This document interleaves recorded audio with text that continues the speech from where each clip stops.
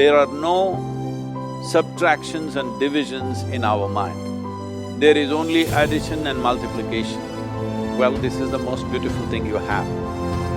It's just that you need to pay little attention as to how it functions.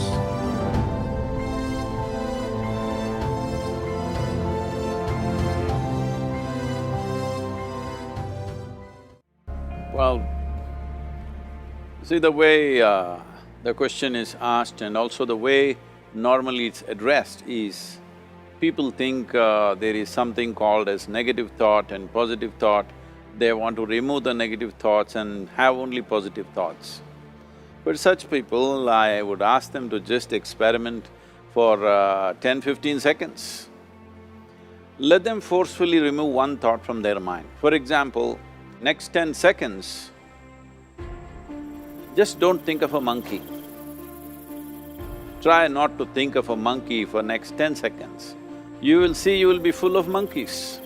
So what I'm saying is, this is the nature of your mind, because in this mind, all the three pedals are throttle. There is no brake, there is no clutch. Whatever you touch, it will only go faster. In this kind of mind, people have been taught from moral teachers and religious teachers, do not think about bad things. Well, since then it's been a full-time job. So there is no way you can handle the mind like this. This doesn't need any great enlightenment. If you spend 2 minutes with your eyes closed, you will realize you cannot do anything forcefully with this mind. So, I want to remove negative thoughts. Do not ever go in this direction, because what you want to remove will become your quality. Always you will be on it. So what should I do? The thing is this, without understanding the fundamental mechanism of this mind, because our mind, human mind, is the most sophisticated computer on the planet. Even all the supercomputers have come out of this. When this is the case, is it not important that we understand the mechanics of how it functions? One simplistic aspect of how it functions is, there are no subtractions and divisions in our mind. There is only addition and multiplication. If you try to do something with it, it will say one more.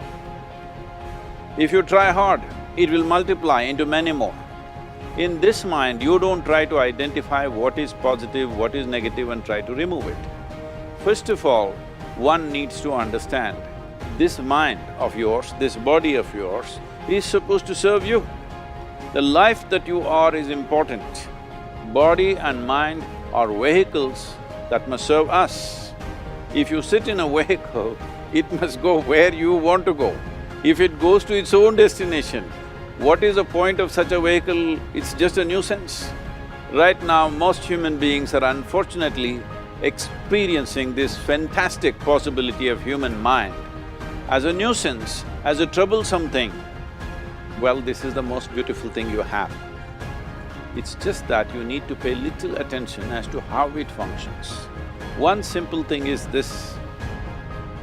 First and foremost process is, that's why we put out this process called Isha Kriya. This is to distance yourself from your physiological and psychological process.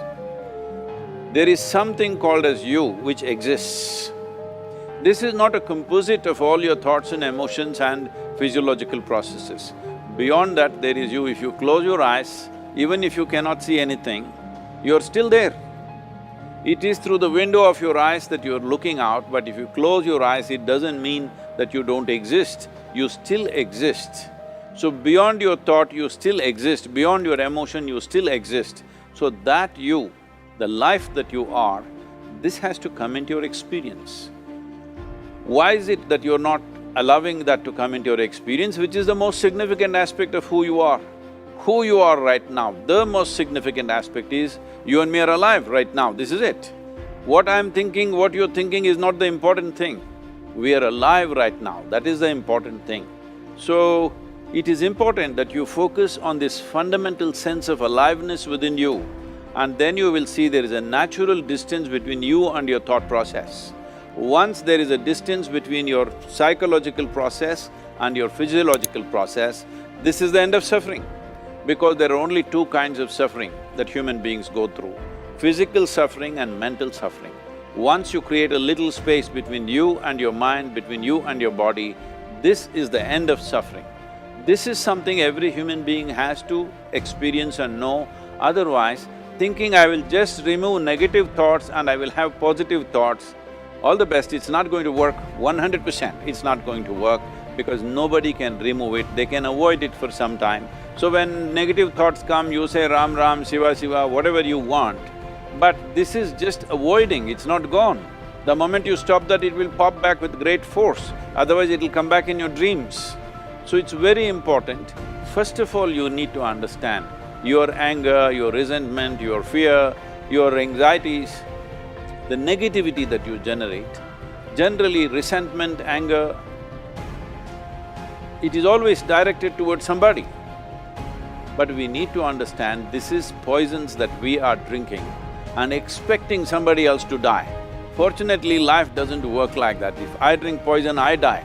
If I drink poison, you don't die. So, we need to understand this. When I say poison, today you can have yourself chemically analyzed. Right now, what is your blood work, what it says? 5 minutes of intense anger, check your blood work and see, there will be lots of negative elements in it, literally you're poisoning yourself. So, do you want to poison yourself? Definitely not. Now the very question is coming from certain helplessness, what shall I do? Don't do anything, just sit back and just concern yourself with something which is a life process. Maybe your heartbeat, maybe your breath, maybe just a sensation of being alive. Depending upon how sensitive or how perceptive you are, accordingly, find something. It could be a sensation in the body, it could be breath, it could be heartbeat, it could be anything, something which indicates life to you. Just pay attention to that for some time. Slowly you will see there is a distinction between what is you and what you have gathered, which includes both your physiological and psychological possibility or mess, whatever you made out of it.